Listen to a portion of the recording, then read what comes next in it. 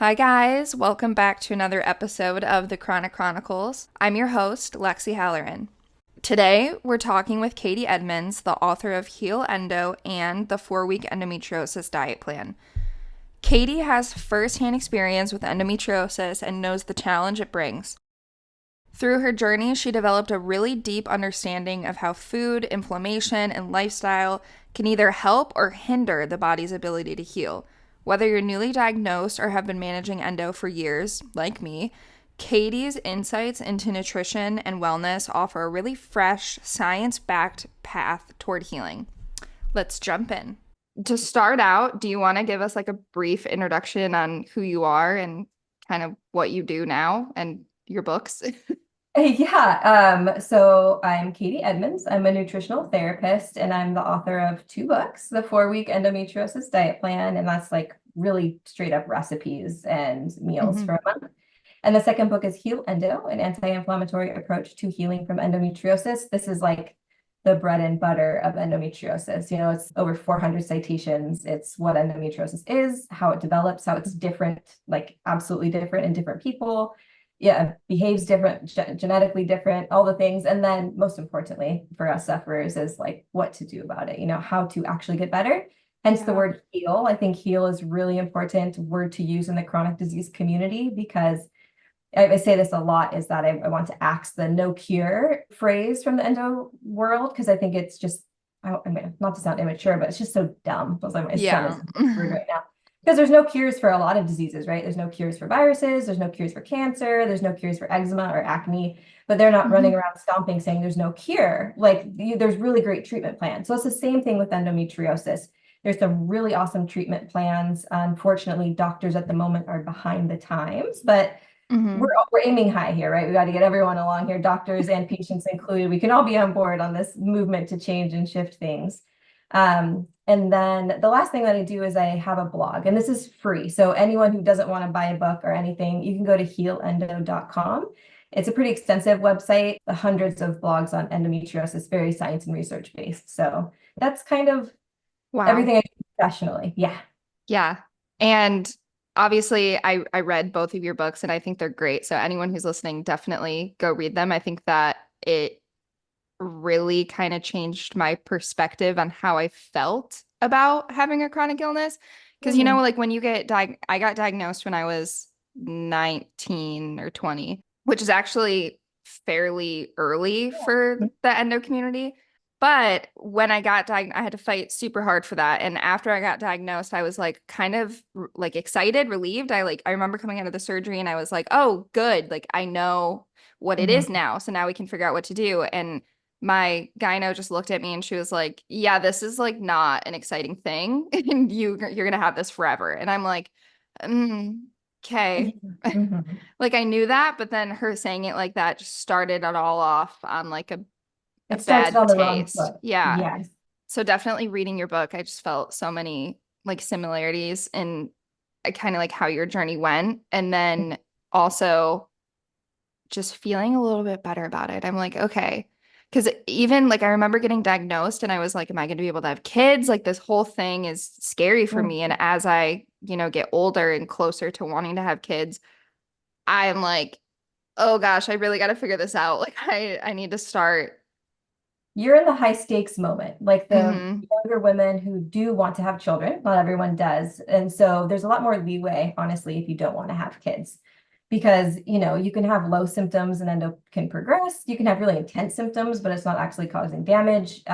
Because of limited technology at the moment, we're not sure. Luckily, those MRIs are coming up and they're doing some incredible imaging work with them. So I'm really excited about that.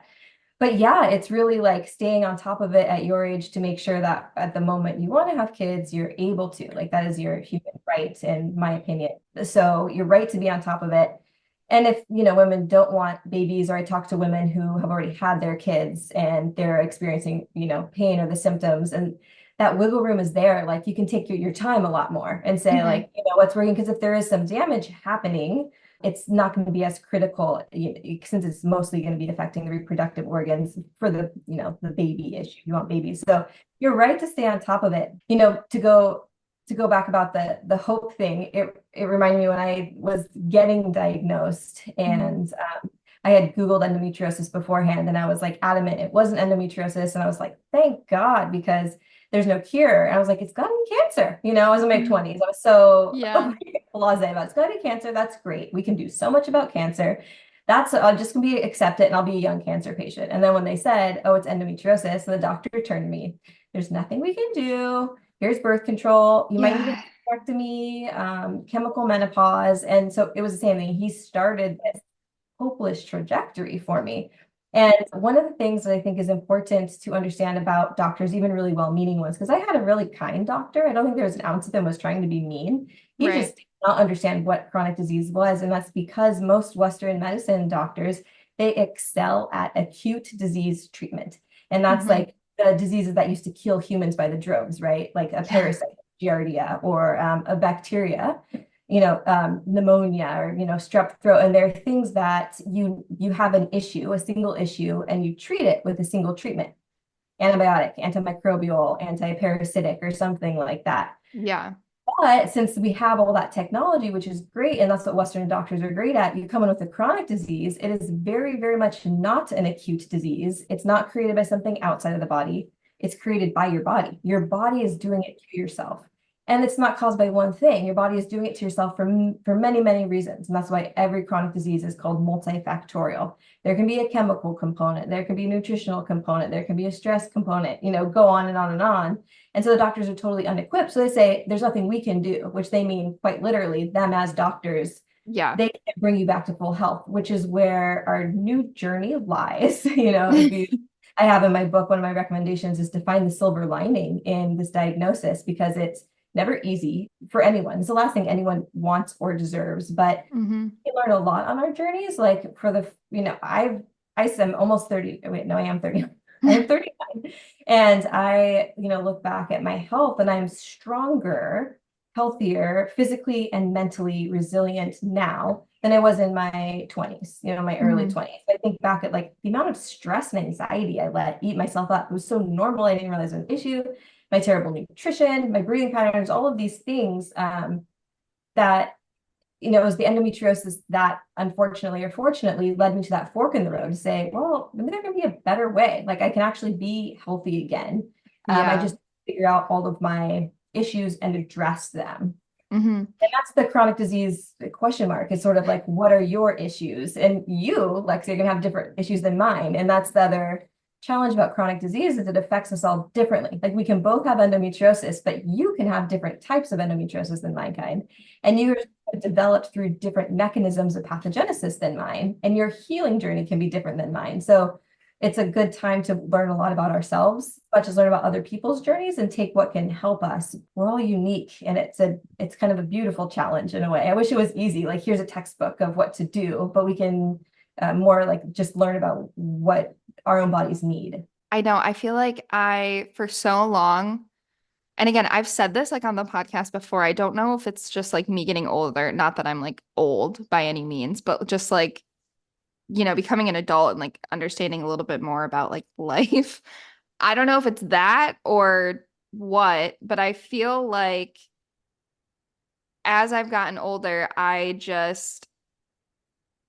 the little things that I'm like, oh, it doesn't matter. Like I can be healthy in that way, or the anxiety and the constant stress, or eating a Pop-Tart for breakfast is like fine. But as I get older, I feel like those things affect me so much more. Like staying late at work affected me differently at 21 than it does now. And I don't know if that's like actually real or not. Even in like a worse way, like eating a Yeah. Pop-Tart now makes you feel worse than it did at Yeah.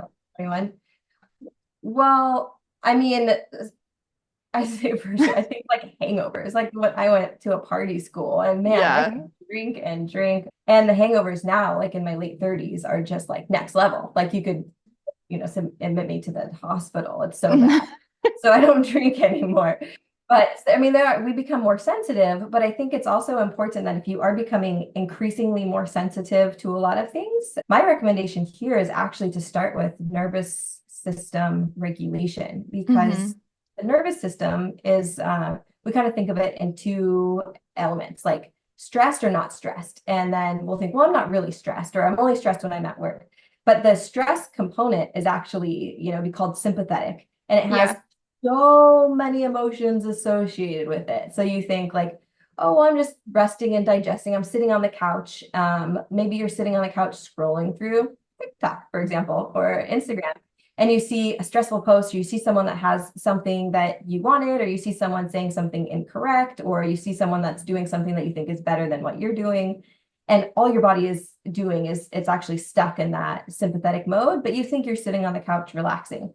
And then you go to the kitchen to make dinner, and your head is now ruminating about what your mother said or what your boyfriend said, and you're repeating a conversation. There's things that happen, so we can be constantly stuck in these zones. And what that does is it signals the nervous system is saying, we're in danger, we're in danger. Like never once in those past 3 hours did you actually feel like settled, grounded, you're having some happy thoughts. You don't even have to be happy. You can just be neutral. That's the amazing Yeah. thing. The nervous system is like not thinking good things or bad things. It's just maybe thinking about a book or about whatever it is. And often you have to retrain your brain when it's gone on the monkey mind thing. And this was me. I could not stop it. The only way I could stop my brain from doing its bad things was actually by tuning out into something else, like a podcast or a book. I was that bad. I couldn't do it on my own. What that does, your body is deeply connected, very, very interconnected, things I didn't know when I was in my early 20s.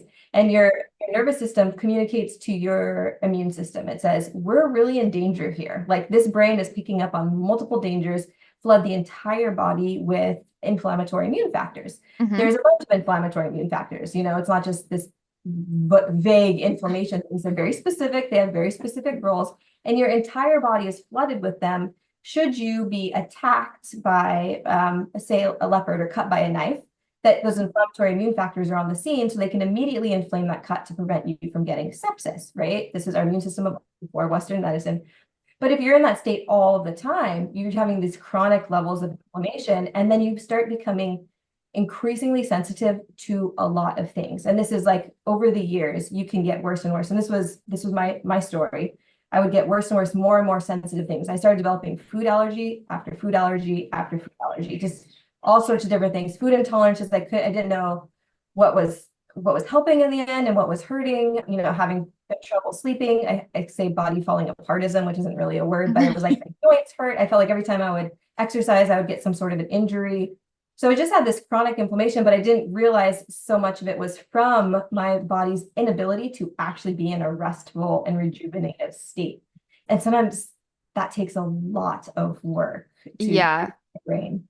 I definitely have been going through that for a long time, and it's been like very, very hard. I like can't turn my brain off ever for anything. And like even when, I mean, I have ADHD as well, but like outside of that, Mm-hmm. it's not even just that. Like part of me is like trying to recognize between, okay, is my mind like bouncing all over the place from ADHD, or is it I can't stay, I can't even like turn my brain off. Even when I'm doing dishes or cooking dinner, I'm like, oh, okay, I have to do this, I have to do this, I have to do this. I'm thinking about work from the day. I'm thinking about, like Mm-hmm. the podcast. I'm thinking about how I'm actively having cramps right now. And recently, I see a naturopath right now, and probably the last like 6 to 9 months, I my like I wake up and my eyes are swollen every single day, like really, really puffy and swollen. And I'm like, this never happened before. Mm-hmm. Historically, I have really bad allergies. So now she's like talking about what did she say? Mast cell activation syndrome. And she was like, I don't know if you know this, but there's actually a correlation between, well, she says there's a correlation between that and people with having endometriosis. Like she sees it a lot in her endo patients. And I also read in your book about like mast cell and stuff. And I'm like, oh my gosh. And I'm like, I have that. So, but she did tell me, she was like, what can help this is like practicing some like natural stress relief. The the annoying thing is that I don't feel like I'm stressed. But then I look around my surroundings, and she like started helping me kind of figure out like other things that may tell me that I'm stressed out. For example, Mhm. like if I'm sitting on the couch and I'm like on my phone, I don't feel like I'm stressed, but I'm biting my nails, probably stressed. And I'm Uh-huh. over here like, oh, yeah, I've It's had that because habit my whole it's life. so normalized. It's so, Yeah. and like a lot of us with endo, and you were diagnosed really early, you have, I would guess, had those tendencies since you were a little kid. So you Yeah. don't think you're stressed because you're like, this is how I've always been, this is how I function. And then it also feels like, well, if this is how I am, how could this create disease? Rather than this has been going on for so long, it's been perpetuating a state of disease. So that's what I need to really address, because the nervous system dysfunction on that level is very associated with mast cell as well. It's kind of like this triangle thing, right? Of like the nervous system dysfunction, then there's the mast cell issue, endometriosis, all Yeah. these chronic diseases. And then if you can turn off the nervous system from signaling danger, like Hmm. it's honestly the only place that we can really heal from, because you can only heal in this parasympathetic state. So it's like, seeing a naturopath as much as you want, you can get a little bit of healing gains, and you'll feel healing gains, and then in 6 months they'll all disappear. You have a health crash, and this is like for so long, these ups, and you're back down, and you feel like nothing is sticking. That's like really indicative of that nervous system. I have a really cool tool for you if you haven't heard it. Have you heard of the Whoop? WHOOP. It's like No. so I'm sure there's a few other ones too. It's a stress tracker. It's like stress, it tracks Ooh. your stress and your movement, your sleep patterns, all the stuff. So it's like a health and wellness tracker. You wear it, you can get a free 30 days, which Hmm. I did, and I was like blown away, because you can lie to yourself, but you can't lie about your heart rate and your breathing. So it was showing me things that I was having the stress rate as if I was like an Olympian running my 100 meter. Like my heart rate was up so high, everything was just like level red. And what I was doing was dropping my kid off at school. And he cried at school drop off for a really long time. So I was like, it's fine. I just don't even think about it anymore. But Hmm. inside, I was like so stressed Yeah. every single day. Is he going to cry now? But the really interesting thing about that kind of random story is that once I was like, I realized my stress and how much that was affecting me. And I worked on just being really calm and collected, and my stress went down. He stopped crying the next day. So it's a reminder Wow. that we feed into each other's stresses as well. And sometimes we can heal our relationships with other people by healing our own energy, not to sound Mhm. woo-woo, but Yeah. No. how we're coming into the world and presenting ourselves with this type of energy. Yeah. Um, but That's a but good you want to point. with it, you can use that watch to track, and you might say, oh my gosh, I am actually, if you're on social media for 2 hours a day and your stress rate is that top tier Olympian athlete, and to say, well, what if I did a social media break? How would that help your ADHD? How would that help your overthinking? And that's just one example. There's other things that then you can change if it's like getting out the door too fast. I have no idea this is you, but my sort of things. Yeah. Rushing transitions are my moment where I'm really like high stress without realizing it. But if I just plan ahead, then you avoid that enormous amount of stress.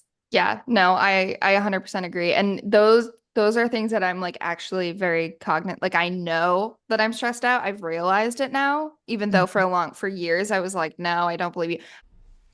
As somebody with endometriosis, my periods have always been super, super heavy and super, super unpredictable. I know that I've talked about my heavy flow on previous episodes, and it's definitely not my favorite topic because I grew up really embarrassed and worried that I would leak through anything, and I did leak through things before. We all know periods can be messy, uncomfortable, and more than a little bit inconvenient, especially if you have endo, PCOS, or some other condition like that. But with period aisle, you can skip the stress of single use products, leaks, and endless trips to the store. Period aisle's reusable period underwear is designed to keep you covered. Each pair is made from high quality and super cute, absorbent materials that last through even your heaviest days. So, you can feel confident and comfortable without the waste. Plus, they're not made with any of the bad stuff like PFAS. Period Isle is also a certified B Corp, which means they're committed to doing good for you and for the planet. By choosing Period Isle, you're making a sustainable choice that doesn't compromise on comfort or protection because you deserve better. Period. Use code Chronic Chronicles at checkout for 15% off. I mean, I remember when I got diagnosed with endo, I had that same gynecologist for I think like 2 years after diagnosis, and her and I did not get along very well, which didn't help the situation. But regardless, she did try a lot of things. Like I tried all the things. I did Orlissa. I did like chemical menopause. She Mhm. suggested oh my gosh, hysterectomies. I did pelvic floor physical therapy. Like I was doing all the things. I did the diets that she wanted me to do. But in reality, and I literally remember saying that I would never be this person. I just didn't believe her. But she was like, your anxiety, if you do not get that figured Mm. out, you will never start. Like nothing is going to work. You have to focus on that first Well, sounds because infuriating, right? Like absolutely infuriating. You just want to kick her in the face. Like, this is not my anxiety. especially when I didn't believe that I had anxiety, I was like, I don't have that. So like you telling me that just feels like you're not listening to me.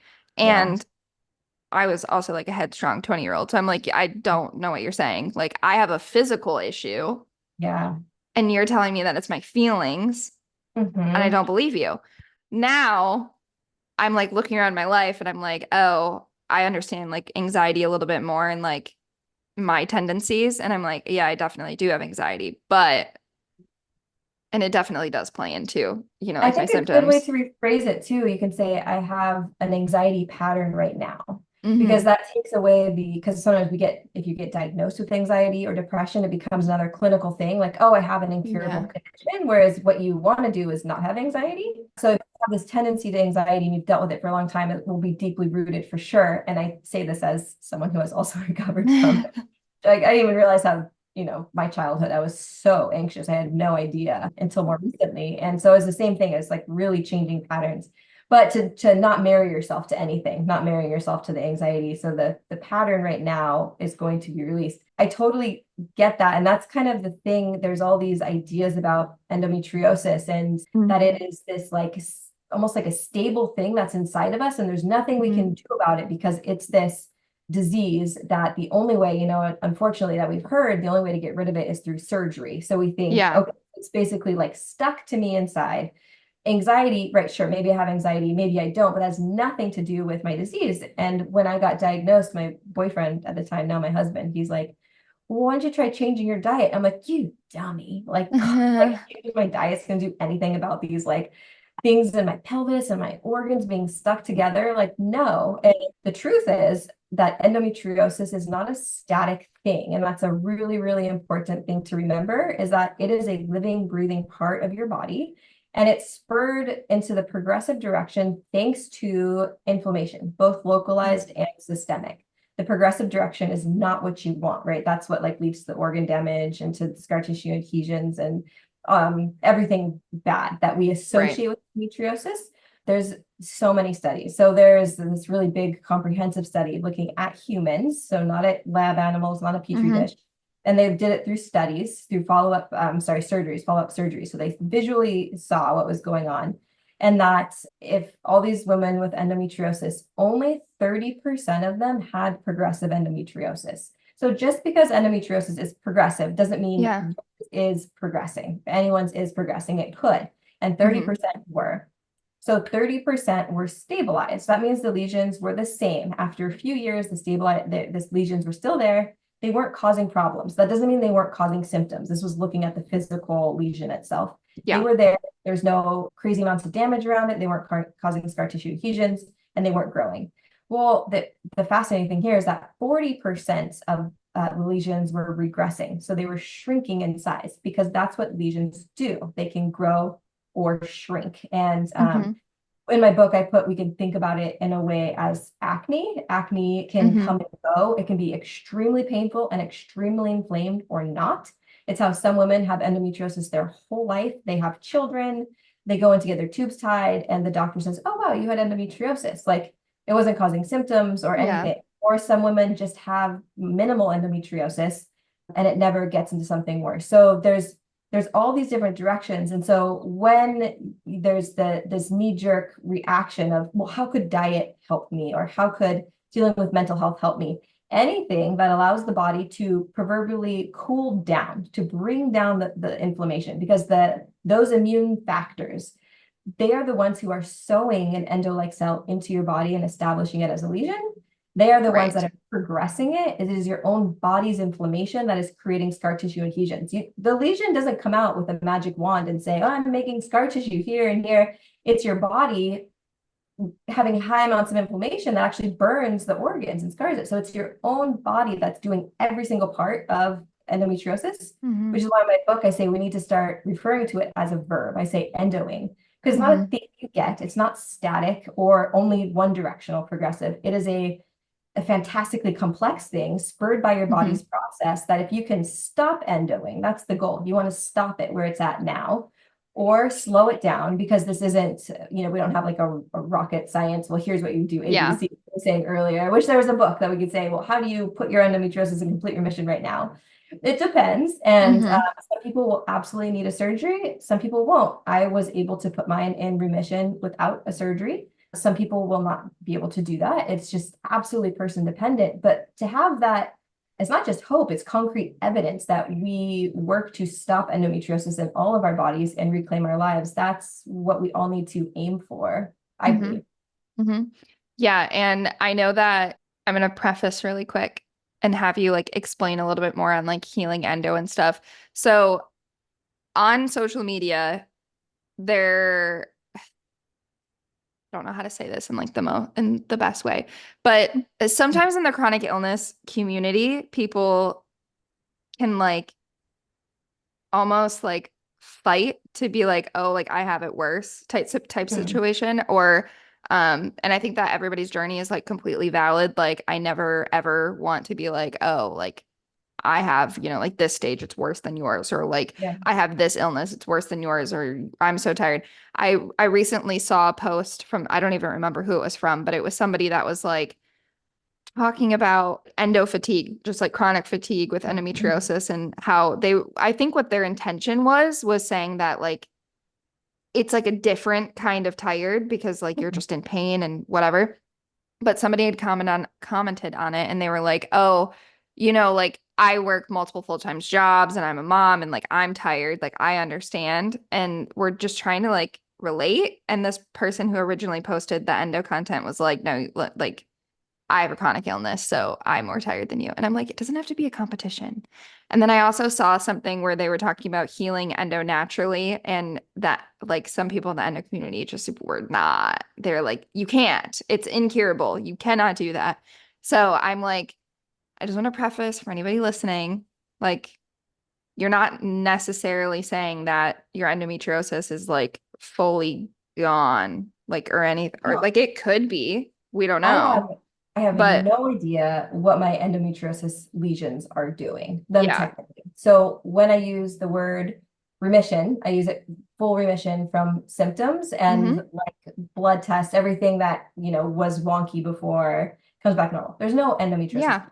There's just like the side factors. And then the fact that, like in physicals, your exams, you're checking the uterus that it can move, looking, trying to feel for scar Mhm. tissue, palpitating all the spots that used to be like send me flying off the Yeah. tape because it's so painful. Like, do not Hmm. palpitate in that area, I'll die. So those are the clues that you can use every exam. If with endometriosis, even if you are considering yourself in remission, you should have continuous exams to make sure because it can silently creep back up again, right? Like Hmm. you can be doing everything right, but your endometriosis can behave how it wants to behave. There's certain types that are more aggressive. Yeah. We just have to be careful, especially like I said, if you want more babies. I'm also at a point now where I'm like done. So Yeah. uh, the preservation of my reproduction isn't as important. But that's with remission until we have better imaging and everything else. That is what I refer to. So the truth is there's no cure for endometriosis. I think Hmm. the word heal can be used I like the word heal. of ways. Yeah. Yeah. It kind of means to get better from, right? To Hmm. allow the body to have health again, to heal many of the symptoms that are gone, and then Hmm. potentially heal the lesions. We just don't know. But like I Yeah. said, they can regress. There's people who have endometriomas disappear. There's also this very a well-meaning activist community that has become Hmm. a watchdog aggressive against others. And they say things like, diet, there's no evidence that diet does A, B, or C. But the truth is, there's no evidence one way or the other. They Yeah. make it sound like the evidence is in that diet doesn't affect endometriosis. What we see is there's a lot of studies on people that show that diet dramatically affects symptoms, dramatically. What we don't have is how diet affects lesion size. And the reason for that is because the only way from forever until basically now with the MRI to measure lesion size has been through a laparoscopy, which is actually would be medical neglect to open someone up and check what their lesions are doing based on their diet, because you can get scar tissue just from getting a Yeah. laparoscopy. It can cause a problem. So to go under surgery to see if eating more salmon was helpful. So we can look at animal rodent Like you studies. have to go based off of symptoms because that's what you're actively going Right. through.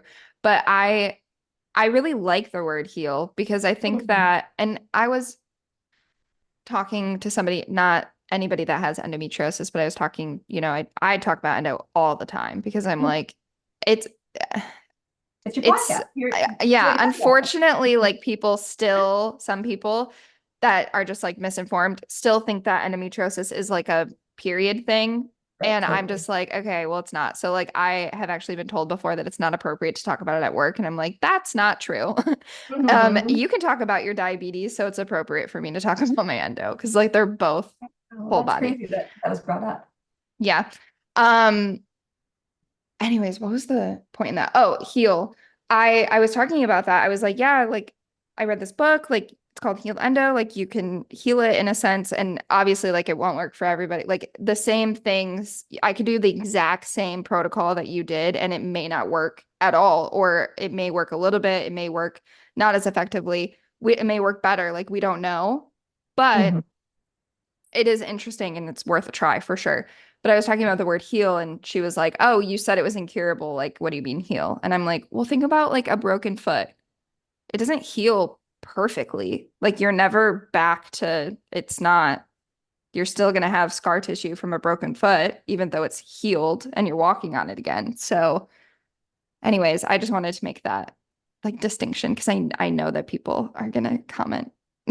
Oh yeah. Well, yeah, and I mean, people can find a fight wherever they want to fight. And that's what I've learned. And like I said, some of these activists are really aggressive, but I think they're aggressive against the wrong people. Like talking Yeah. about endometriosis and not saying that, like, my platform is not saying an endometriosis diet is going to put you in remission. Like Hmm. that would be an absolute false thing to say. And to say everyone can find remission, like you said, the words I use are remission or partial remission. I use the terms reclaiming of health, and I believe those things are possible. And like I said, nervous system dysfunction is absolutely rampant in the endometriosis community, Hmm. absolutely rampant. Like patients, it's like up to 86% of women with endometriosis admit to having chronic anxiety. And just about the same amount in some studies say they deal with depressive tendencies too. So then Hmm. when you have this group of people online trying to stand up for something, be they well-meaning or not, everything becomes really contentious. Like what you're saying is hurting me because of the anxiety riddled brain seeing danger everywhere rather than saying, Hmm. what can I learn from this opportunity? Like Hmm. holistic to me also means like only natural. And the approach that I like to talk about is called integrative, which includes Yeah. Western medicine, because and it goes back to that, are you going to live in a bubble saying that nothing can be done for endometriosis? If you do and you fight for that online, you're hurting your own chances to find health. Yeah. You're putting a barrier saying, I will never find health because there's nothing I can do. And I lived in that world for about 3 years and it like expletive sucked because Yeah.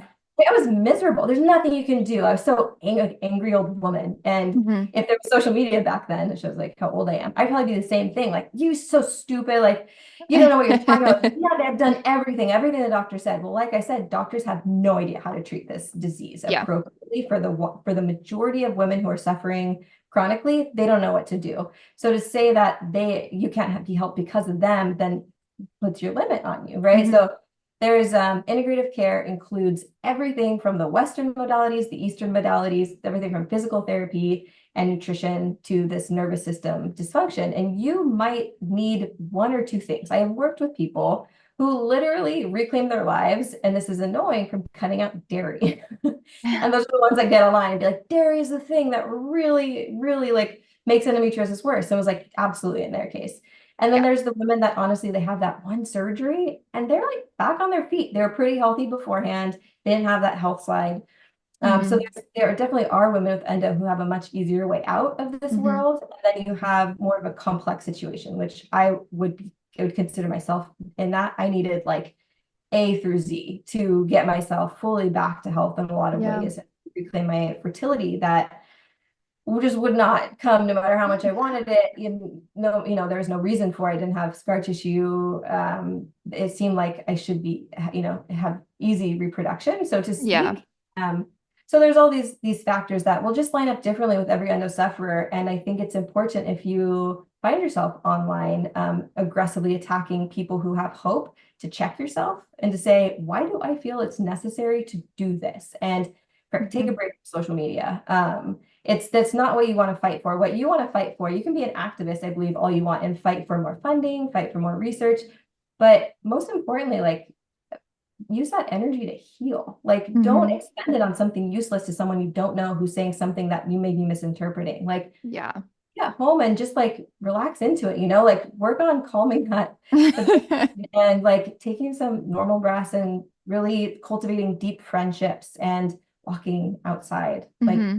walk, listen to some lovely audiobooks or podcasts. Like, check yourself out of the aggressive arena if you find yourself drawn there, and put yourself into Yeah. that parasympathetic zone. Yeah. I really try to just take, like, everyone is, endometriosis is just such a widespread disease, and people just experience it so differently. Like, Absolutely. it can be, that's why it's so complex and it's so hard to treat. Like, it's just so widespread. So I know, like, even when I see videos of people like healing endo, or like suggestions for things that people did, and I try to just like look at what would be beneficial. I'm like, okay, like, can I try anything that they have Yeah. tried?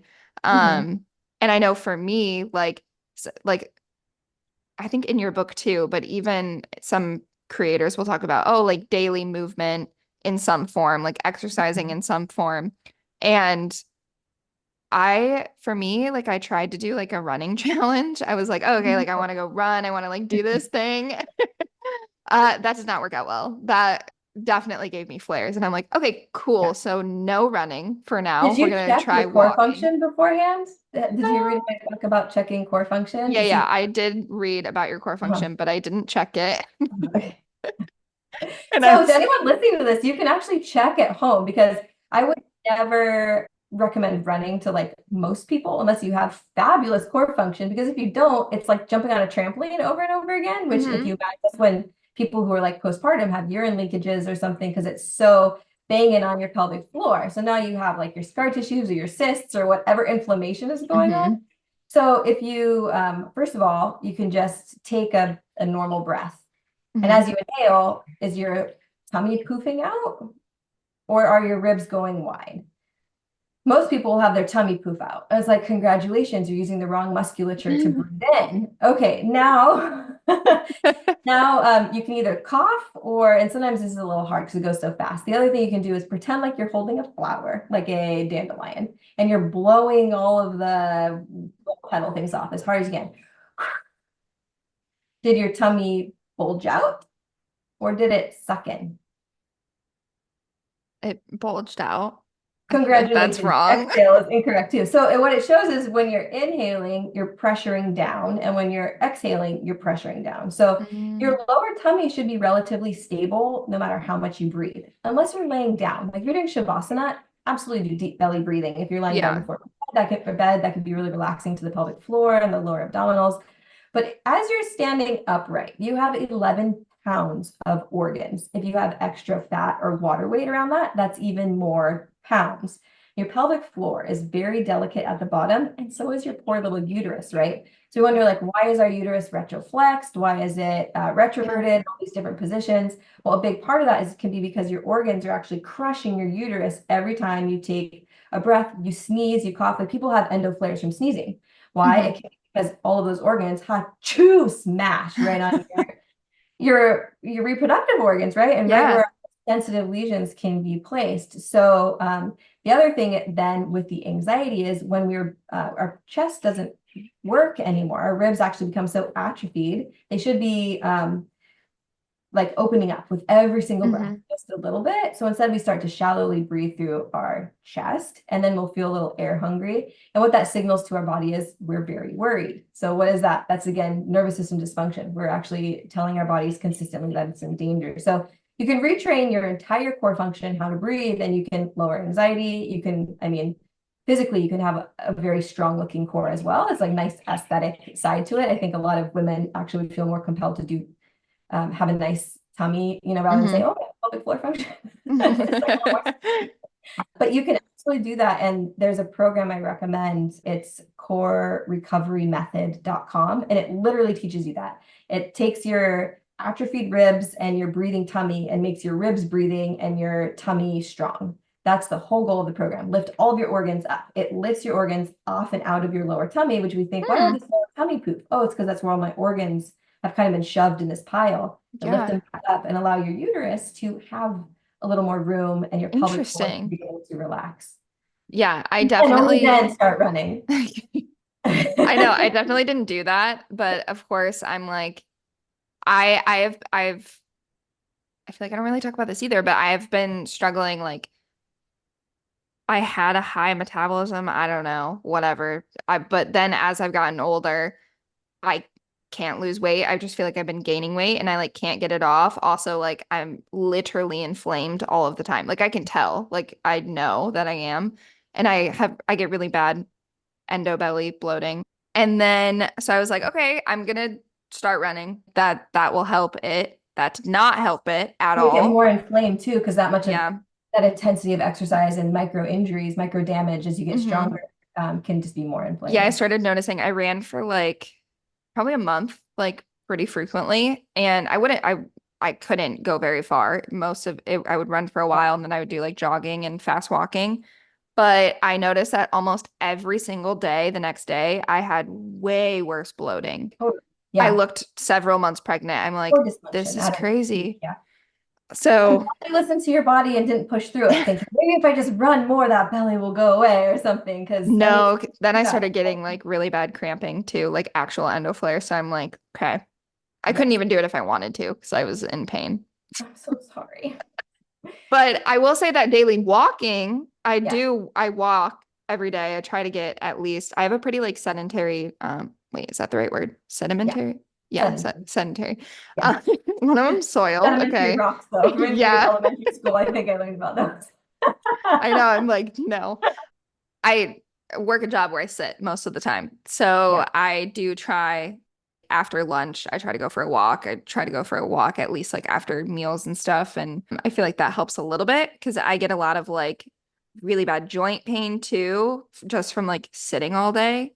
Combined with the inflammation for sure. Yeah. So something I recommend, and this is in the book as well, is so your glutes are, they're attached more or less to your pelvic floor. Everything's connected in that whole area. What they found is that your glute circulation directly affects the pelvic floor. And when you have, we pins and needles, scientific mumbo jumbo out of it. When you have pins and needles, that's when there's not enough blood flow to an area. And it's highly inflammatory because the inflammation is really good. It's keeping your muscle alive just because, you don't want your leg to fall off from no blood. Right. So that inflammation comes in, it's like a low grade inflammation that comes.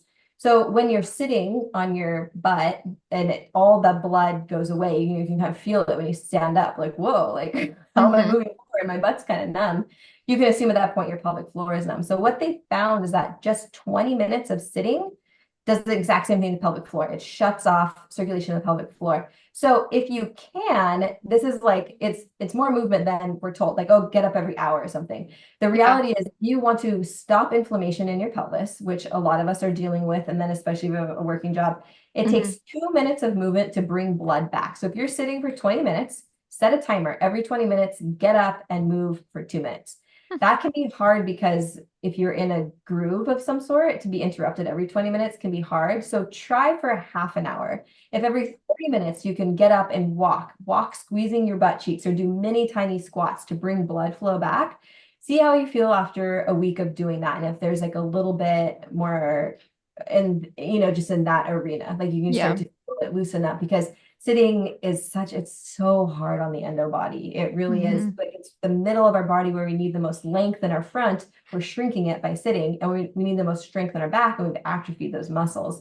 And it's all interconnected to how much inflammation. Yeah, that's a really good idea. I'll definitely try that. I also am planning, I want to ask you a little bit more about your diet book. I love this. I like that you have She's like post-its in flagged. it. So I grew up, well, I don't think I really am anymore, but I grew up like the pickiest eater ever. Like chicken tenders, mac and cheese. That's about it. Mhm. Cereal. I've gotten a lot better over the last like probably 10 years. I eat a lot more things, but I'm like just getting into the seafood world. Mhm. I That's a live in hard Seattle. one if you haven't eaten seafood. Yeah. Yeah. So I moved to Seattle a year ago. I do eat salmon now. I think that salmon's good, but we don't eat it like regularly. But I like seafood at this point. Most things. I eat oysters, I eat shellfish. So, but anyways, even outside of that, I just don't eat that many things. Like I eat like a early 2000s meal. So like they're not good for you. I think I used to eat. So when I started eating like quote unquote healthy, I went from Hmm. Kraft mac and cheese to Kraft mac and cheese with broccoli in it, like some broccoli florets. So I'm like, oh, I can do this. It was like, and like you were saying earlier, when you started following the endo diet and it was so restrictive, that's what I was eating, like gluten-free toast with like earth Hmm. balanced margarine on top, and Yeah, like like they weren't gluten-free cereal real. with low-fat almond milk, and being Yeah. like, okay, I've got this. I got my healthy eating, but I was so nutrient deprived, and my very own tendencies of picky eating, I didn't realize they had followed me because it wasn't exactly like, I was eating chicken Hmm. tenders and Kraft Mac, but I was raised on Sam, except I also had top ramen. That was like my other thing that I really liked, top ramen. So yeah, expanding your palate is that's kind of the barrier, right? Well, you've already Hmm. done good, I'd say, going into the salmon world. That took me a really long time too. Something, I mean, you honestly would probably do really well having a health coach or a nutrition coach. And I recommend that, not selling my services because I don't take health clients anymore. Although I am hiring some help that should be available like in the next month or so. Ooh. Another two women who to take on. There's so many women who are interested and reach out. But as a Hmm. side point, not just me, but someone who can hold your hand through the process. So it is an extra fee, but I always look back, and if I was in my 20s and I wasted years and years and years of my life looking into extreme diets because I thought I had this extreme disease and I needed to almost like strong will my body into submission. And so I followed that with the picky eating thing rather than like my book tries to lay out. Diversity in food is one of the most important things Hmm. to fold into our life, because this isn't a diet. Like an endometriosis diet is it's an unflattering word. It needs to Hmm. be like a healing lifestyle, because you're going to carry this with you. Like if the word remission only exists because remission can go in and out. And I know if I stopped doing what I am doing and lived life in like, the fast lane, like I did in my 20s with partying and eating my mac and cheese and having that constant anxiety, I could start echoing again very easily. These have sensitive bodies and they respond once you have a chronic disease turned on. It's very easy, can be easy to come back for certain people. Yeah. So this new lifestyle you're looking at, you're 26, you're building your future ahead of you. You want to be healthier at 36 Hmm. than you are now. Like you don't like the direction it's going. So the best things, you can do at home, there are the things like expanding your diet. And, something that's kind of fun to do too is actually there's some really cool toddler picky eating sites. So like there's one called Kids Eat in Color. And it's like, do small portions for yourself of new vegetables. Like go to the farmer's market once a week and just get one new thing. Get a few of it and try it cooked different ways. Like, don't like asparagus? Well, maybe you would if it was roasted, or maybe if you cooked it with, baked Hmm. it with cream and Parmesan, like how are you going to start to like these foods, and just try them open-ended, as well as having something that you enjoy eating. So you're not like starving yourself of Yeah. joy. You're just introducing new foods because, like there's no race to the end here. You Hmm. are building this future, and you don't want to get burnt out like you did before, where you just abandoned everything and it's like, I can't do it. Like when I was switching over, I was I was on the same thing as you. I was so burnt out. I was just miserable. And then when I started learning about nutrients, just so silly. I didn't know really what nutrients were. I was just knew what calories, protein, and fat was. So when I started following nutrients, I was like, oh my gosh, I think I might do a lot better if I eat like the organ meats and cold water fatty fish. Like I started eating sardines and liver. And I Hmm. was like, gag me, this is atrocious. So I would just swallow. I would say, I'm just getting it into me. I'm just going to swallow Yeah. this. And I always had, this is funny, I always had flourless chocolate cake. I always Yeah. had one in the fridge. And I would just eat the cake after. I'd be like, it's okay, then I'm gonna get my cake. And I was 28 or something, I'm acting like a 9-year-old. And over time, your taste buds change. And the most fascinating change that I experienced was I started to crave things that I never did before, like salmon roe, which is salmon fish eggs. I ordered them from vitalchoice.com, and they are delivered from Alaska. And I find myself Ooh. craving these fishy, salty, salmony eggs, whereas before I would have wanted to die. But my Yeah. body feels to me now like you need that. Things like leafy greens, like collards, one of my favorite foods in the world now. Collards with coconut oil and coconut Hmm. aminos is like one of my favorite side dishes. I before never had even tried collards. So it's trying new veggies one at a time and not inundating yourself with too much would be my first recommendation, as well as considering someone like a health coach. So anyone listening who has a little bit of extra income, because they're not necessarily cheap, but you could, there's some coaches out there, it's a few $100s a month. So even if you just invested for 1 or 2 months, like these people are great. They'll listen to you the way your doctor has never listened to you. They'll see what you're eating and say, look, we know that you need these extra nutrients. Like you're very deficient, I see, in magnesium, and getting no zinc in your diet. We know zinc is associated with endometriosis progression and with Hmm. endometriosis pain. You have very few antioxidants at all. If you don't have antioxidants, you're going to be forming scar tissue adhesion. That's the process that prevents that. So let's get you eating these foods, and I'll teach you how. So, it's very personalized, and you don't have to have any questions anymore or be searching through social media for the next thing. Like, what do I do? What do I do? They're going to tell you what to do and hold your hand in the process. So, I would, think of those sort of things. Yeah. I think that that's really good advice. So, like, for somebody who's starting out, just trying to, like heal naturally, maybe looking at nutrition, Mhm. just getting kind of like like all colors of vegetables. Would that be like your biggest piece of advice? Yeah, God, it's so hard to have these recommendations. I So, know. blood sugar balance is one of my first ones because I think the most people really benefit from blood sugar balance in general, eating way too many carbohydrates for what their body can tolerate. And it's really unfortunate. Everyone has their own level of what they can tolerate. Yeah. So I actually recently like I reread this book of yours, the Mhm. Endometriosis Diet Plan, like today before we got on the call, Oh, just yeah. like a refresher of that. And you talked about blood sugar in there. Recently, my mom was visiting and I was like, my entire life I've had like blood sugar crashes. Like I get really angry. Like Mhm. I'm a monster. Angry. Yeah. Yeah, I get hangry. I'm a monster. So my mom has always like had snacks. Like she always gives Mhm. me snacks like throughout the day. Well, now I've been with my boyfriend for 10 years, like since we were basically in high school. Oh, cute. You guys have been They, together like 16. yeah, yeah. That's so sweet. Thanks. But he essentially does the same thing. Like he can tell my mom was visiting and we're driving around and we hadn't had breakfast yet and I was just like about to rage on people and both of them were like we need to get her food like right now. And Mhm. I was rereading your book and I'm like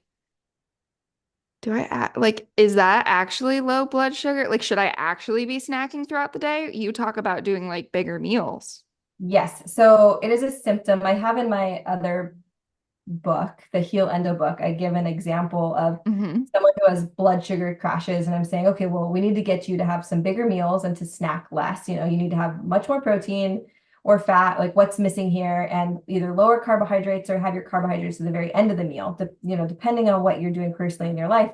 And then the person, I think it was Mary or something is the name, says, oh, no, Mm-hmm. I can't. I have hypoglycemia. If I don't have snacks, I'll crash. And I say, well, we don't want you to crash. And she says, oh, something like, well, my doctor says I will. Well, if you don't have the crash, then you won't have hypoglycemia. It's like saying you have a headache, take a headache medicine rather than you have a headache for dehydration, so drink water. And that's what you want to do. If having blood sugar crashes, it means you're having a blood sugar spike to begin with. And then blood sugar dysregulation is actually directly associated, it appears through research, with endometriosis progression and establishment and chronic pain cycle and the kind of explosion of free radicals that are within the peritoneal cavity. So everything Mm-hmm. you don't want.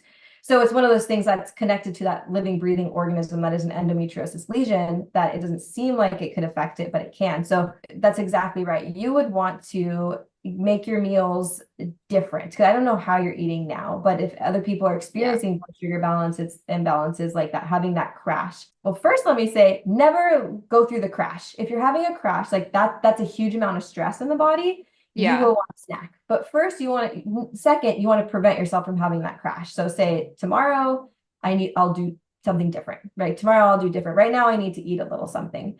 So the best thing to do is to start your day with in my opinion, a very much a lower carbohydrate breakfast, stocked with protein and as much fat as you want. So like an example is, like what did I have this morning? 2 venison patties with a side of Brussels sprouts. I didn't make those leftover from dinner last night. So I mean, I have 2 Mm-hmm. kids.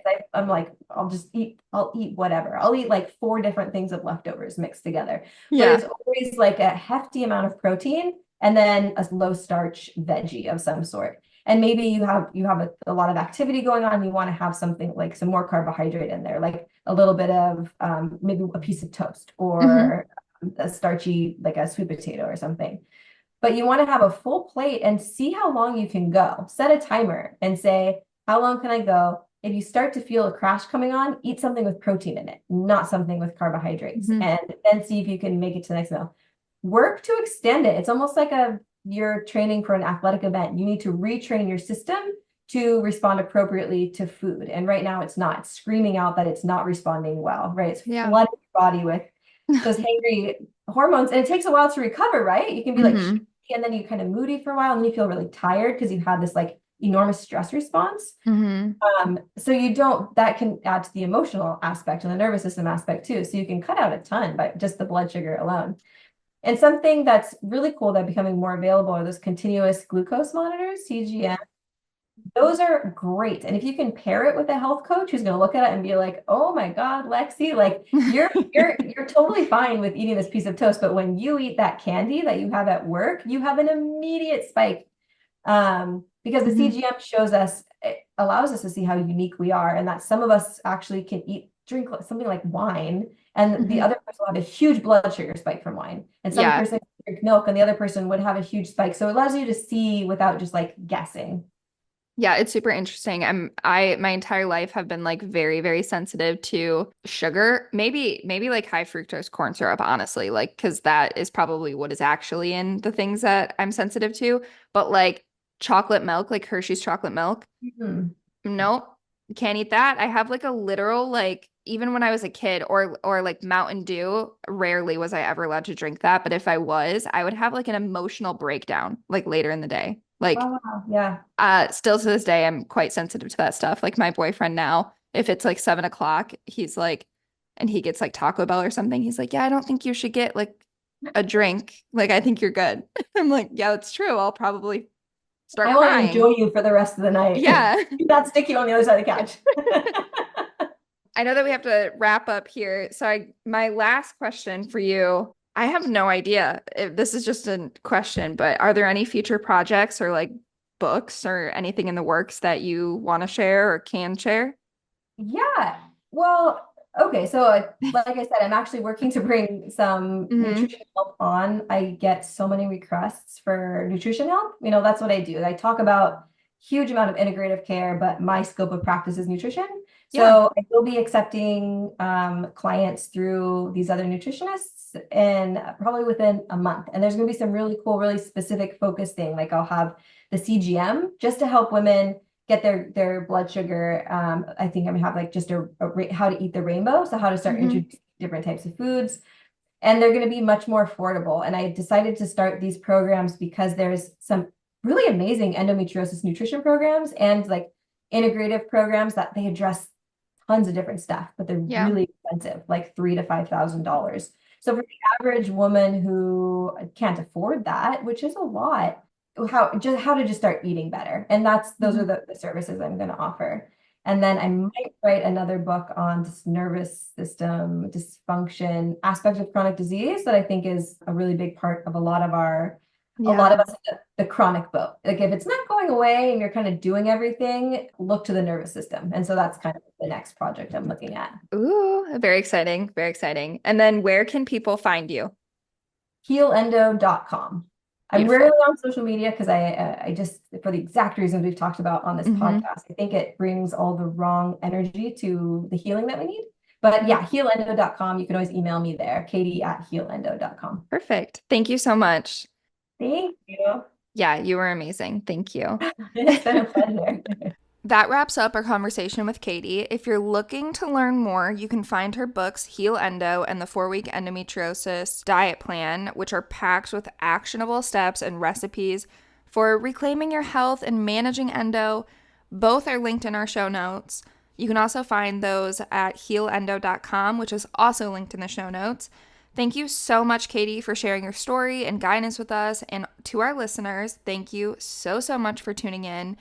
We are officially 6 months into this thing. I think that's insane. I cannot believe that it's been 6 months. We're 25 episodes in, and I am just so thankful for each and every one of you for consistently listening in to the podcast and tuning back every week. We are changing the launch dates of the podcast from Wednesday to Mondays per your votes on the podcast Instagram.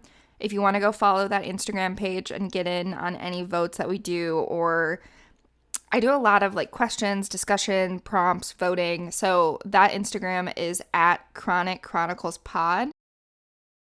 Again, thank you so much for tuning in.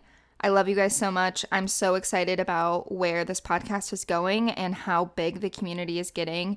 And yeah, I love talking to you guys. Reach out to me, email me. Don't forget to subscribe, follow, and leave a review for this podcast. Reviews and ratings help us so much reach more people that want to hear about endo and chronic illnesses. Stay well, and I will talk to you next Monday.